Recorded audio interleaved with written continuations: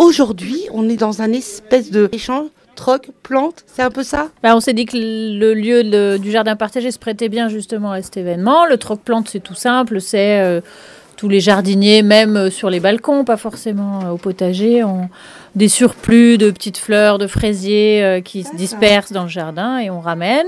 Et en fonction du nombre de plantes qu'on a ramenées aujourd'hui, on peut repartir avec ce que les autres ont amené, tout simplement. Et puis Traverse a fait du nettoyage dans ses plates-bandes.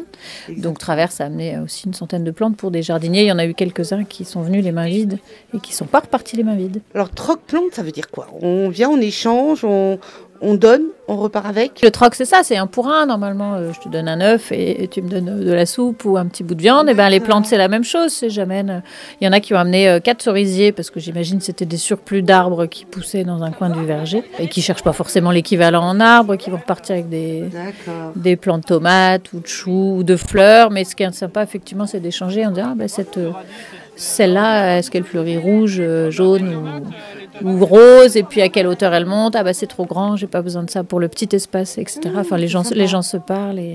Il y a un bel échange en tous les cas. On est fin avril, début mai. C'est la bonne période, c'est la saison, effectivement, pour échanger, que ce soit les professionnels qui vendent sur les marchés, dans les brocantes, les vides-greniers, mais c'est le moment de déplanter certaines plantes du jardin sans trop les abîmer et qu'elles dépérissent. Et c'est le moment de semer ou d'avoir des petites plantules qui font quelques centimètres, bonnes à offrir ou à vendre aux autres. Donc c'est effectivement avril, mai, juin, maxi. C'est pas en juillet-août qu'on peut faire enlever des choses de son potager ou de ses plates-bandes fleuries sans abîmer. Véronique, je suis en train de penser à quelque chose. Là, effectivement, on disait fin avril, début mai. Les seins de glace arrivent quand même.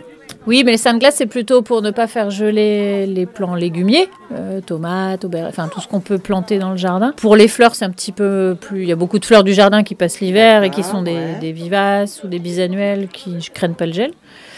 C'est plus d'avoir des plants qui vont être suffisamment vigoureux pour fleurir dès cette année. Les gens peuvent prendre par exemple les plants de tomates ou de choux qu'ils viennent de prendre aujourd'hui et les planter que dans 10 jours quand on aura passé. C'est faisable. Oui, tout à fait.